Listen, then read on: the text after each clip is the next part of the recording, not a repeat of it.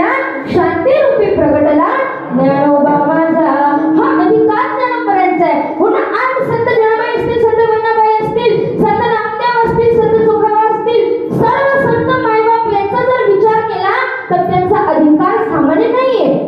आणि आज तेच जगद्गुरु तुकोबार आहे. तुम्हाला जीवाला उपदेश करत असताना सांगतात, काय सांगतात की बाबाला नजर हा वारंवार मिळत नाही, हा मनुष्य हा वारंवार मिळत नाही, हा मिळालाय ना फार पुण्याने मिळालाय. म्हणून या देहामध्ये आल्याच्या नंतर एक गोष्ट लक्षात ठेवायची, ती म्हणजे काय, की जन्माला आलेल्या प्रत्येक जीवाला एक दिवस जावं लागणार आहे, सगळं सोडून जावं लागणार आहे. इथं कोणी अमर व्हायला आलं नाही. जन्माला आलेल्या प्रत्येक जीवाला एक दिवस जावं लागणार आहे.